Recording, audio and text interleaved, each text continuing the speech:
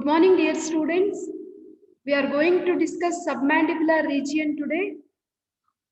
From this picture, you can make out like the mandible has been like broken here, fractured here, so as to see like what are the structures we see below the mandible. So you can see here the submandibular salivary gland. Okay, the other salivary glands are also visible like parotid and sublingual salivary glands. So we will see like what are the various salivary glands we have, and we are going to discuss in detail about the submandibular salivary gland. Okay. So submandibular salivary gland is the major salivary gland situated in the anterior part of the digastric triangle, which we have seen when we were doing anterior triangle, right? So it is seen in the submandibular region. The size of the gland is the size of walnut. Roughly, the shape of gland is J-shaped. So you can see this muscle is actually mylohyoid muscle. This is the posterior border of mylohyoid muscle. So it is just bending itself on the posterior border of mylohyoid muscle. So that's what is indented by the posterior border of mylohyoid muscle. So this plane is actually dividing the submandibular salivary gland into superficial plane and the deep plane. The one which is below the mylohyoid muscle is the superficial part of the gland, and the one which is above the gland is the deep part of the gland.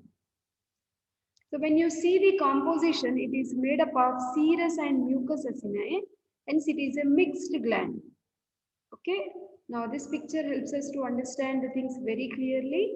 You can see this is the inside or the interior of the mandible bone. This is our mylohyoid muscle. This is hyoid bone. You are finding like this particular part is the superficial part of the submandibular salivary gland, which is resting below the mylohyoid, and this is above, that is the deep part of the submandibular gland. So this triangle-like muscle, what you are finding is the mylohyoid muscle. Below that you have the superficial part, above that you have the deep part of the submandibular salivary gland.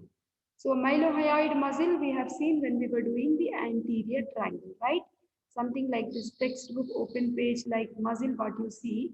In the submental triangle, the floor what we see is actually formed by this mylohyoid muscle, right?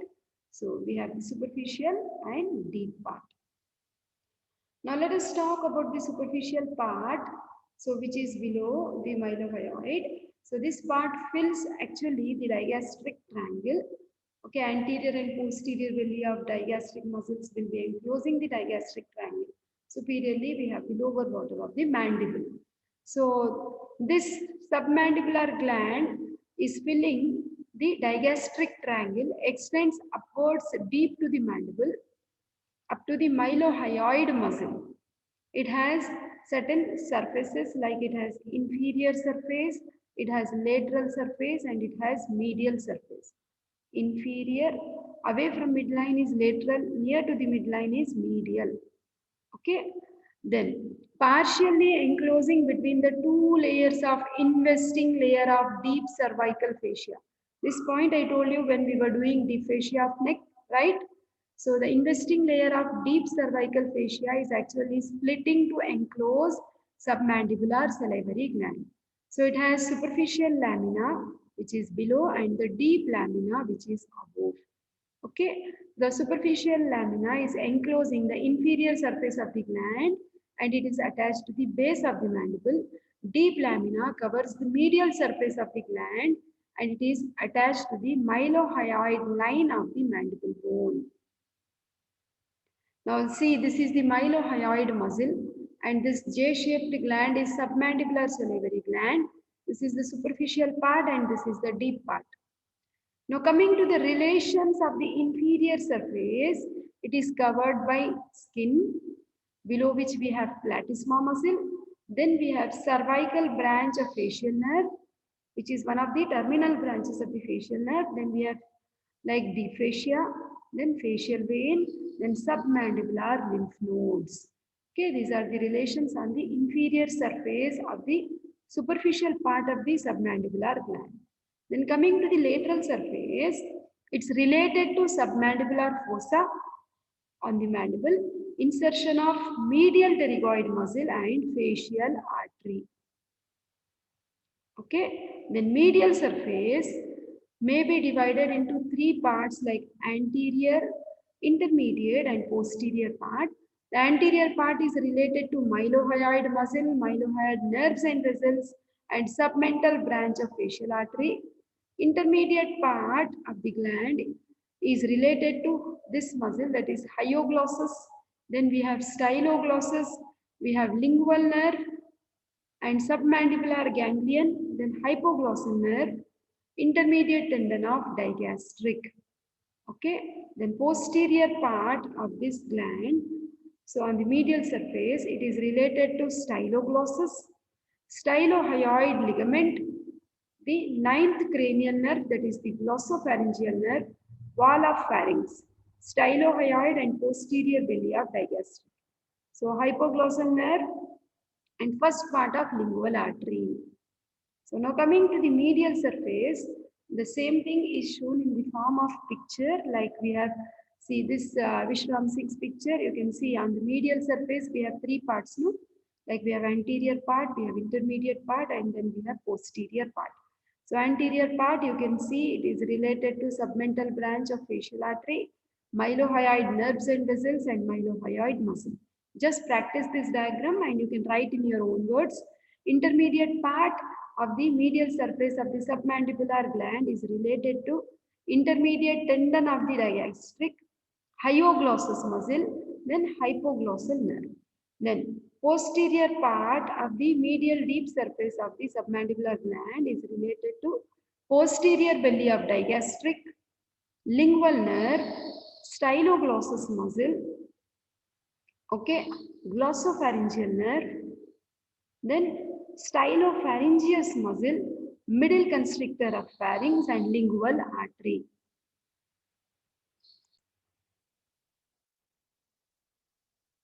Once we are done with the superficial part, let us now talk about deep part. The deep part is relatively small in size. It lies deep to mylohyoid muscle and superficial to hyoglossus and styloglossus muscles. Posteriorly, it is in communication with superficial part, as you can see here, at the posterior border of mylohyoid.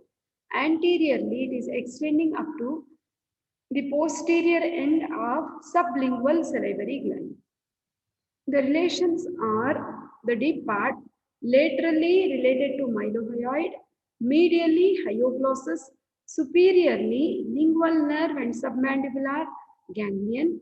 Below, it is related to hypoglossal nerve accompanied by the pair of veins. So submandibular duct. So that is the duct which is coming from the submandibular salivary gland. From its deep part, you can see it is coming anteriorly and opening in the floor of the mouth. So submandibular duct is around 5 centimeters long, emerges at the anterior end of the deep part of the gland, runs forwards on the hyoglossus. Okay, you can see it is running over the hyoglossus muscle. Okay, between lingual nerve and the hypoglossal nerve. At the anterior border of the hyoglossus, the duct is crossed by lingual nerve. It opens into the floor of the mouth on the summit of the sublingual papillae at the side of the frenulum linguae of the tongue. Okay, so this is the deep part of the submandibular salivary gland, and you can see this is our submandibular duct which is opening on the floor of the mouth. Coming to the blood supply of the submandibular gland, it is supplied by facial artery and also lingual artery. Veins drain into common facial vein or lingual vein, which in turn drain into internal jugular vein. Lymphatic drainage, lymph passes to submandibular lymph nodes and then into jugulodigastric group of lymph nodes. Nerve supply of this gland comes from submandibular ganglion. These branches convey secretomotor fibers, that is sensory fibers from the lingual nerve, vasomotor fibers from plexus on facial artery. So secretomotor pathway, we will discuss in the, when we are discussing the ganglions, nothing to worry. Now coming to the applied anatomy, excision of submandibular gland for any stone inside the ducts, calculus or the tumor is done by an incision below the angle of the jaw.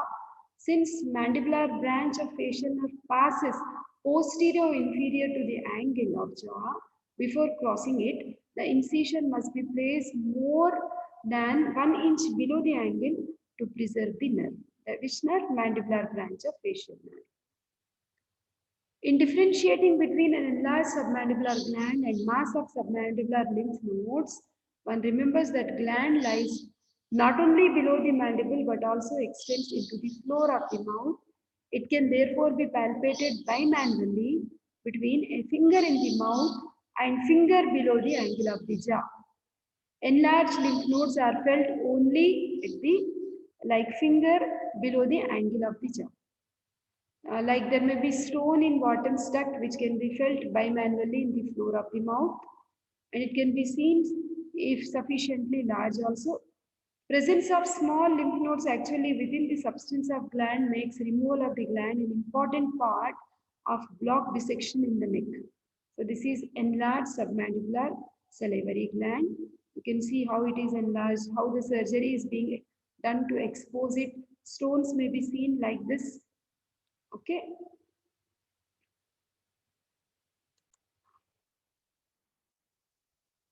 The clinical conditions we also see are submandibular cell adenitis and salolithiasis.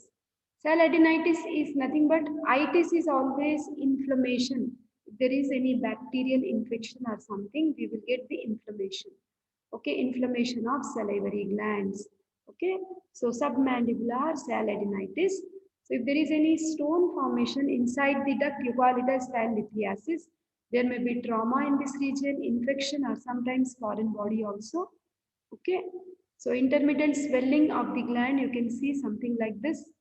Okay, so this clinical manifestations of pain will be increasing if the person is taking food, or if there is any acute infection. We can go with diagnostic techniques like plain radiographs or salography, ultrasound, CT scan, endoscopy. So you can see plain radiograph. Here you can see 1 stone, 2 stones, 3 stones, something like that. Shallow endoscopy, this will show much more clearly. In the main duct, you are finding the stone, or stone in the second branch, or stone may be embedded, something like that.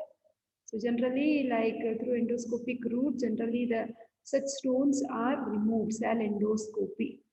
Okay.